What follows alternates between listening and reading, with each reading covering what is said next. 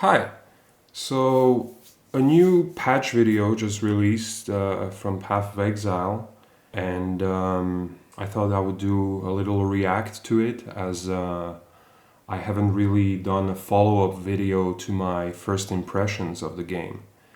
And before we start, I just want to say my rating after a month of playing Path of Exile. I played Monk. I reached the end game and I played around 100 maps after that, and then I stopped playing. And how I would rate my experience with the game at this point, in this early access stage of the game, would be that the campaign itself, Act 1, 2, 3, 4, 5, 6, I would rate that part a 10 out of 10.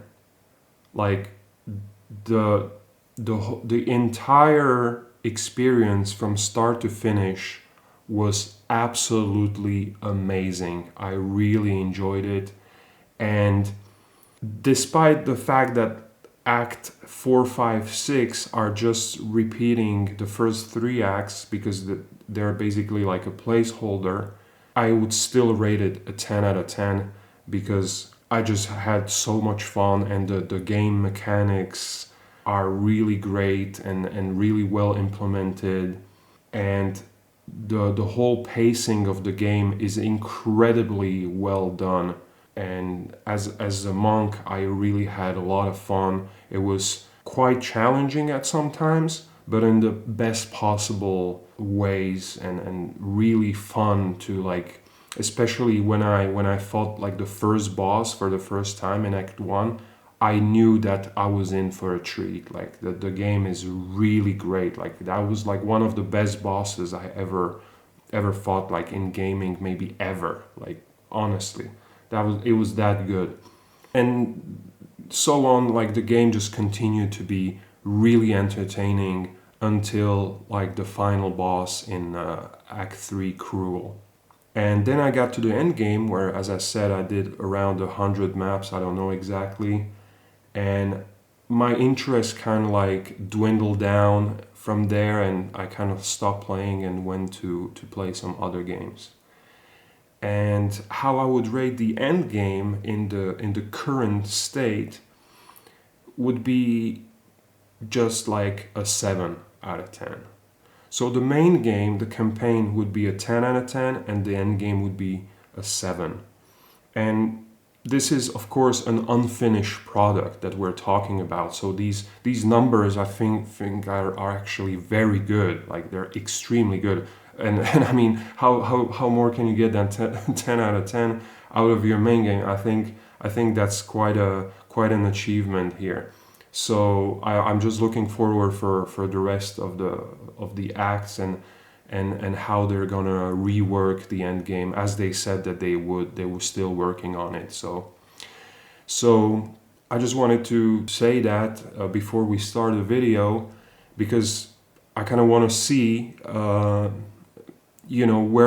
they're taking things with this new patch, and if they're going into the right direction. So without further ado, let's go ahead and watch together what Jonathan has to say. I'm Jonathan Rogers, Game Director on Path of Exile 2. Well, we're back from our break. We've been playing the game a whole lot, and we've been reading a whole lot of feedback as well. So it's time to assess and work out what we're going to do next. Now, later this week we'll be releasing PoE 2 0.1.1. This is a patch designed to address the concerns that we can address relatively quickly, without needing to create a new league or a new economy just yet. In this video we'll be going over some of the issues we've identified, and what we're planning on doing about them. It's worth stressing that just because a specific issue isn't on this list doesn't mean that we're not aware of it or that it isn't going to get addressed. It just means that we either can't fix the problem quickly, or we can't do so without the need for a new economy. I love that. First, I love Jonathan. He's a great guy from what I've seen him talk about the game all the time. And saying this, that they're like looking into all of the things, even the ones that aren't on the list, like just shows you how much passion they actually have for the game. and that's incredible to see. That's really nice. One of the major areas that needs a lot of attention is the base experience of mapping. There we Made go. a lot of changes here. Okay. First, in-game maps have received a balance pass to the number of monsters, number of chests, number of magical rare monsters, number of essences, strongboxes, and precursor artifacts. You should generally find maps more rewarding than before. Maps generally specialize in one or more of these elements that they will be particularly rewarding in. More Now, rewards. towers are a That's thing good. that's very important for players to run often, but we only had one of them. We wanted to add more variety here as soon as possible, so we've added 4 more tower maps. Alpine Ridge, Okay. Sinking Spire, Oh yeah, the towers were kind of repetitive. That's true. Bluff, That's great. More variety in the tower maps, and Mesa. and they look good. We've also redone the existing Lost Towers map to make playing there less boring. Amazing. We're now also spawning more maps with bosses. The rate was intended to be 1 in 4 maps, but in reality the rate was much lower due to some maps being unable to spawn bosses. We've That is increased the true, rate to compensate yeah. for this issue so that we can get the actually intended rate. We're also Fair adding enough. a new type of tablet that allows you to add bosses to your maps with its own mod pool. Oh. Oh, Strong that's boxes very also nice. needed some love. They now spawn monsters faster, have a less annoying fog effect, and have also received changes to the timings and effects of the mods on them. Now, let's talk about visibility of effects. Many maps had too much clutter, preventing effects on the ground from rendering, causing you to be unable to see and dodge them. We've both changed the level of clutter on some maps and has changed some effects to make sure that they are always visible. That's In really addition, good. Yeah, this our map mental explosion especially, effects you would had get visibility stuck a lot in it. Stick around for longer before they explode, and disappear without exploding if a rare monster dies. Volatile plants are also way easy to see before they explode. Now we've also increased the zoom level on the Atlas, done a pass on various terrain collision issues in many maps. We've also improved the load times of opening the world map and Atlas panel, Oh, great. and we also now show the biome of a map on the hover for it. For other in-game content systems, we're focusing on getting all the rewards in line with what they should be. For Delirium, we recently fixed a bug which caused Delirium monsters to just not spawn after the starting part. And we've also buffed the rate of simulacrums dropping by 20% to make it more in line with the rate of finding the Expedition and Ritual bosses. For Ritual, we've made Omens now appear in the Ritual Tribute window 60% more often. Okay. For Expedition, we've improved the rarity from the shops, but we'll be wanting to make some more substantial changes to the rewards for this league later on.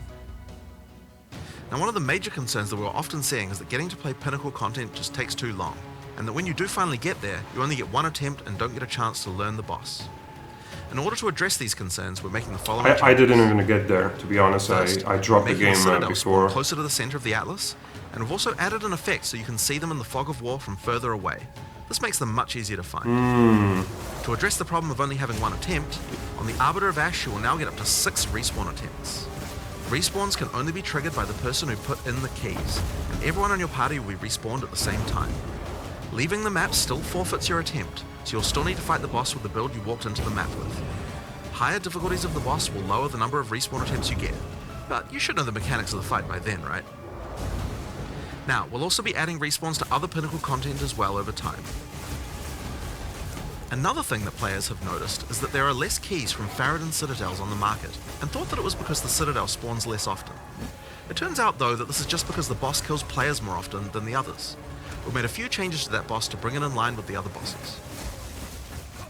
A lot of people have reported that many of our unique items are feeling underwhelming.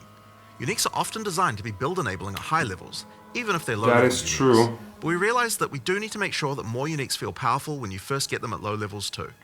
In Yeah, this yeah. patch, we are buffing a lot. I of didn't uniques. get These I didn't get like through my 250 hours. I didn't get a single unique item that would be usable. Like I used one like for a moment on my character at a lower level, but after that I didn't get a single one that I would keep on my build, and none that would like be interesting in any sort of way. Like it just looked like any other item.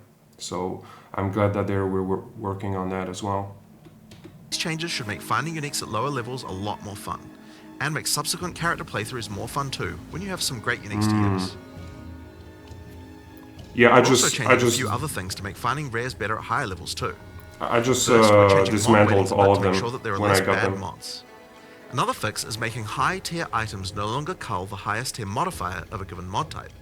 This bug caused bows and crossbows to not spawn with attack speed at tier 5 rarity, and rings to not spawn with life at tier 5 rarity.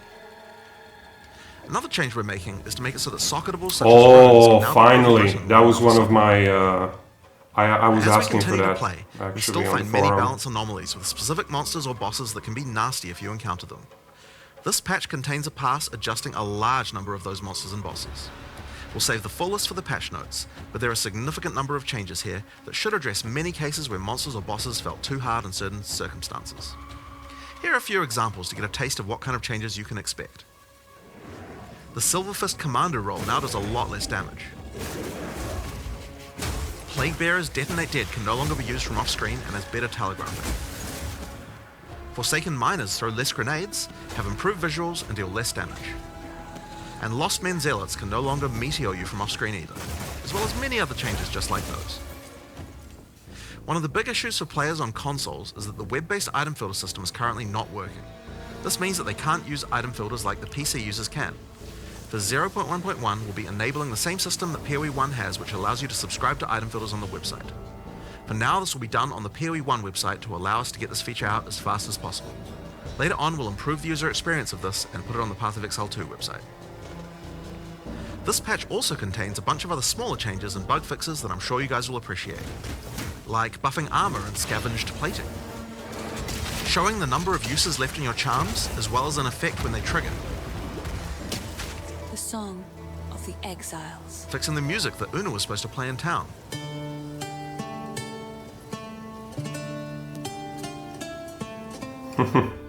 and plenty of other little fixes and improvements throughout the game. Now, we have a huge amount of much more meta-shifting changes that we know we want to make. And one of the best things about having the game in early access with the endgame is that we now have a much better idea of where we want character power to be and what the balance of bosses and monsters should be relative to that. But those types of changes are going to have to wait until we are ready to make a new league with a new economy for people to play in. Okay. That's still a little while away yet, but in the meantime we'll be continuing to identify things that are causing frustration and try and address them. I want to thank you guys Very for playing good. and hope to be doing more of these in the future. Later. Later. Beautiful. Well, that was very good. They're addressing especially the end game, which I'm really happy to hear about, which is exactly what people were asking for. And yeah, these changes actually sound really good. So yeah, the more bosses, more accessible citadels. That actually makes sense. Yeah, so you can get to there more consistently, should I say? Very nice. I'm looking forward to this patch. I'm definitely gonna get back into the game. So yeah, very nice, Jonathan. Great work again, and thanks for your work and the entire Grinding Gear team. That's gonna be it for the video. I hope you enjoyed. Please leave a like, subscribe, and I'll see you in the next one.